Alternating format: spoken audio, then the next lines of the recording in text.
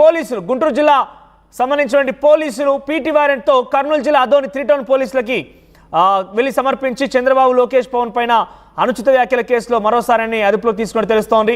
ఆ తర్వాత పోసాని నరసరావుపేటకు తీసుకువచ్చి పల్నాడు పోలీసులు పోసాని పైన ఇప్పటికీ రాష్ట్ర వ్యాప్తంగా 17 కేసులున్నాయి. కేసులకు సంబంధించి అట్ ది సేమ్ టైం ఇప్పుడు ప్రజెంట్ పోసాని కృష్ణమురళి ఎక్కడున్నారు, ఇంకా ఎటువంటి కేసులు నమోదయ్యాయి, మరిన్ని అప్డేట్స్ రామారావు అందిస్తారు. రామారావు, ఏంటి పోసాని కృష్ణమురళి పైన ఇంకా ఎన్ని కేసులు ఉన్నాయి, ఎవరెవరు కేసులు నమోదు చేస్తున్నారు, దీనిపై అప్డేట్స్ ఏంటి, ప్రజెంట్ కృష్ణమురళి ఎక్కడున్నారు?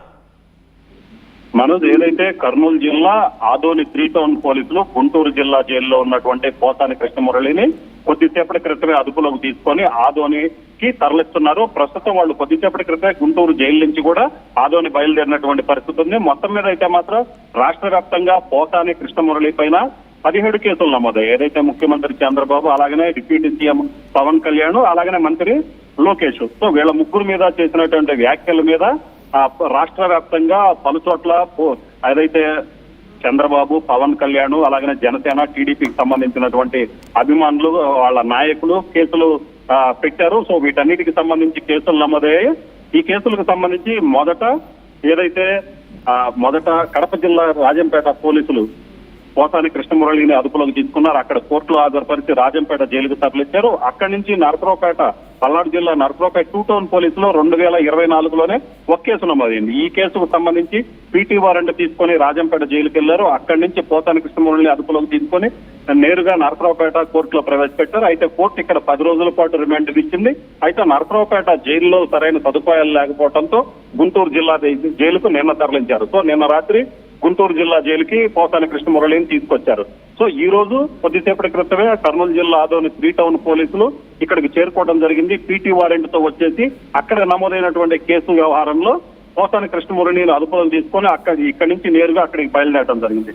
సో ఓవరాల్ గా చూసుకున్నట్లయితే ఫిబ్రవరి 27 నుంచి పోసాన్ని హైదరాబాద్ లో అరెస్ట్ చేసి అన్నమయ్య జిల్లా ఓబులవారిపల్లె పోలీసులు తీసుకెళ్లారు. అక్కడి నుంచి కూడా కంటిన్యూగా ఏదైతే ఈ కేసులకు సంబంధించి విచారణలో భాగంగా, ఎందుకంటే గత ఏడాది కొన్ని కేసులు నమోదయ్యి తర్వాత కొన్ని రోజుల క్రితం కూడా కొన్ని కేసులు నమోదైనటువంటి పరిస్థితి ఉంది. సో ఈ నేపథ్యంలో ఈ కేసుల విచారణలో భాగంగానే పోలీసులు పోసాని కృష్ణమురళిని అదుపులోకి తీసుకున్నటువంటి పరిస్థితి ఉంది. మరోవైపు చూసుకున్నట్లయితే నరసరావుపేట పోలీసులు ఏదైతే 2 టౌన్ పోలీసులు ఆల్రెడీ కోర్టులో ప్రవేశపెట్టారు, రిమాండ్ ఇచ్చారు. ఈ కేసుకు సంబంధించి కనీసం పోసాని కృష్ణమురళి దగ్గర వాంగ్మూలం కూడా తీసుకోలేదు. సో దానికి సంబంధించి వాంగ్మూలం తీసుకోవాలి, పోసాని కృష్ణమురళిని తమ కస్టడీకి ఇవ్వాలంటూ కూడా పిటిషన్ దాఖలు చేయడం జరిగింది. ఇదే సమయంలో వైసీపీకి సంబంధించినటువంటి లీగల్ సెల్ అడ్వైజర్స్ కూడా పోసాని కృష్ణమురళికి బెయిల్ ఇవ్వాలంటూ కూడా మరో పిటిషన్ దాఖలు చేశారు.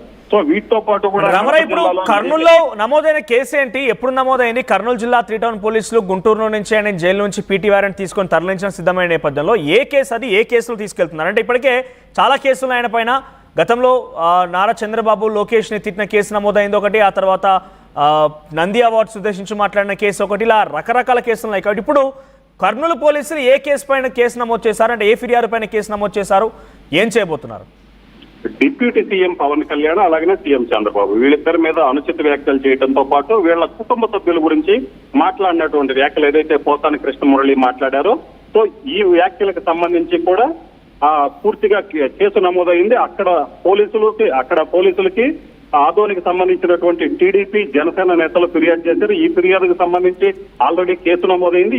ఈ కేసుకు సంబంధించి విచారణలో భాగంగానే పోసాని కృష్ణమురళిని పీటీ వారెంట్ పై ఇక్కడి నుంచి గుంటూరు జిల్లా జైలు నుంచి కూడా అదుపులోకి తీసుకోవడం జరిగింది.